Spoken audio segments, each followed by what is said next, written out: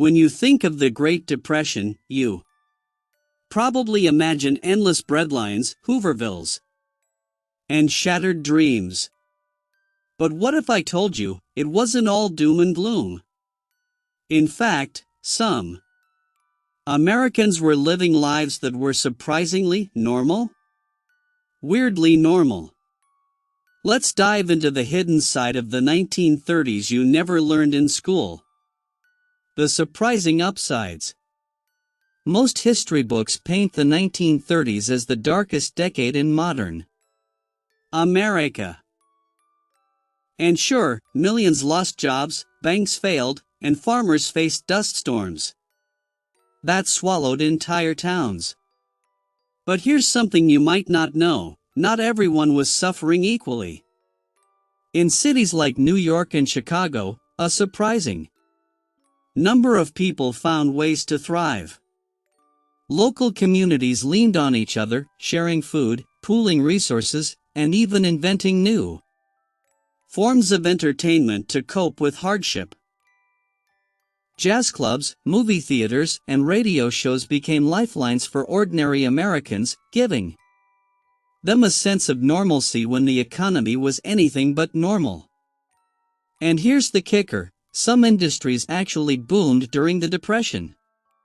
Hollywood churned out classic films, and Americans were glued to their radios for soap operas, music, and comedy shows. For many, these small escapes weren't just distractions, they were lifelines that helped people laugh, dance, and hope.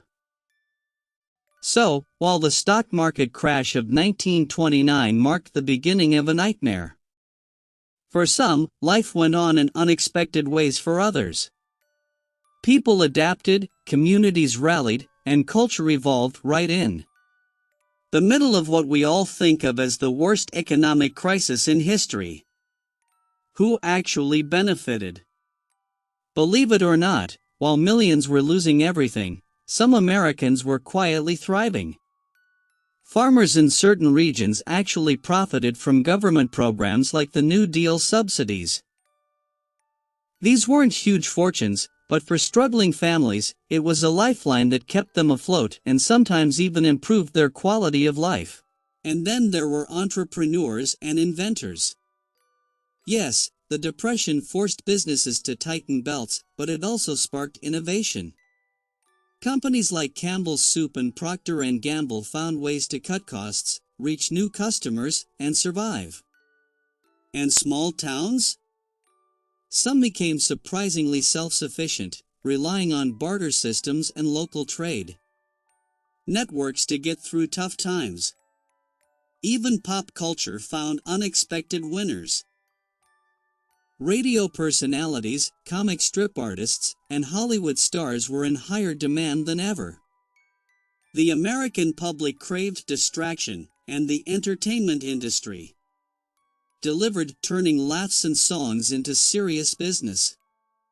Some of the era's biggest icons were born not in wealth, but in desperation, and somehow thrived during the economic chaos.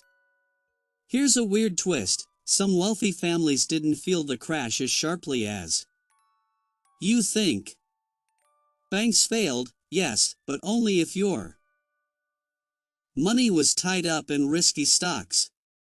Those who kept cash on hand or invested in tangible assets like land or gold often weathered the storm better than most. The Great Depression wasn't equally devastating, it was a tale of extremes, where survival sometimes depended on luck, timing, and a bit of ingenuity. Strange ways Americans adapted. Now here's where things get really weird. Despite the hardship, Americans found the strangest and sometimes surprisingly joyful ways to cope. Communities organized makeshift dances in town halls, baseball leagues popped up in dust-ravaged fields, and even backyard gardens became secret hubs of social life. People literally turned survival into a kind of game, finding pride and pleasure in small victories, a full dinner plate, a repaired pair of shoes, or a successful homemade radio antenna to catch the evening broadcast. And speaking of radios, the technology that we now take for granted became a lifeline. Families gathered around their radios for comedy shows, drama series, and music. Believe it or not, some of America's most iconic entertainment was shaped during these desperate years. The Lone Ranger, Amos and Andy, and classic swing music weren't just fun, they were survival tools for mental health. Humor and distraction became as necessary as food and shelter. Then there's the DIY culture. People couldn't afford new clothes, so they got creative, patching, sewing, even repurposing old items into furniture. Kids built toys from scrap wood and wire. Adults turned basements into workshops and kitchens into miniature factories. What might seem like struggle actually sparked a wave of ingenuity and inventiveness that would leave a lasting mark on American culture. It's hard to imagine, but in a decade marked by despair, Americans discovered joy in the strangest places. They laughed, they danced, they invented, and sometimes, they even thrived in the middle of one of the worst economic crises in history. The hidden lessons we still ignore. So what can we actually learn from all this?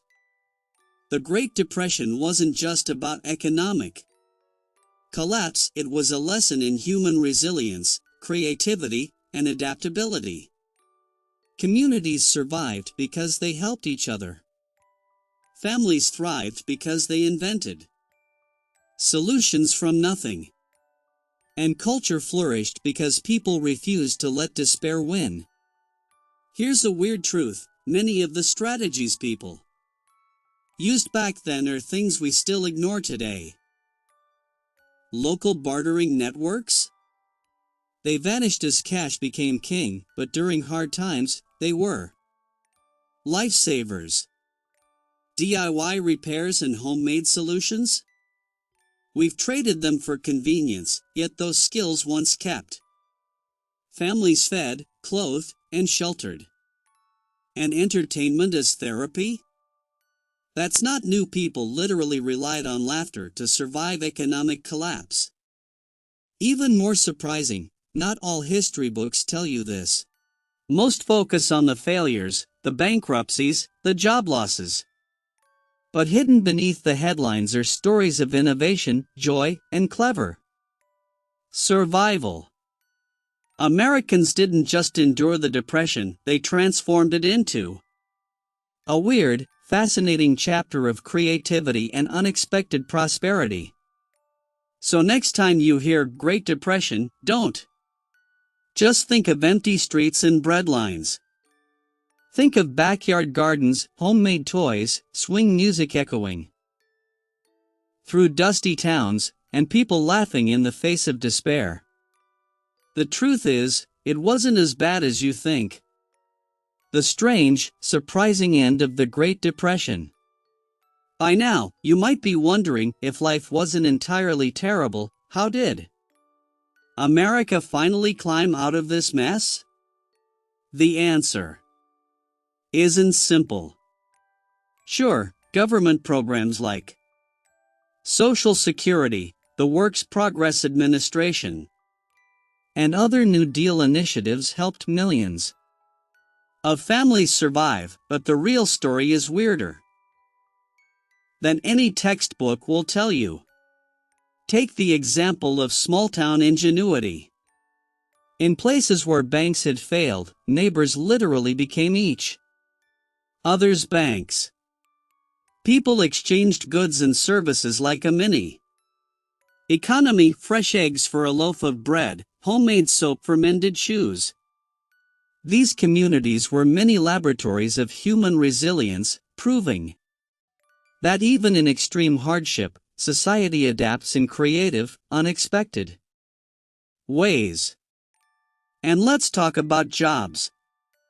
while unemployment was sky high, certain industries actually flourished.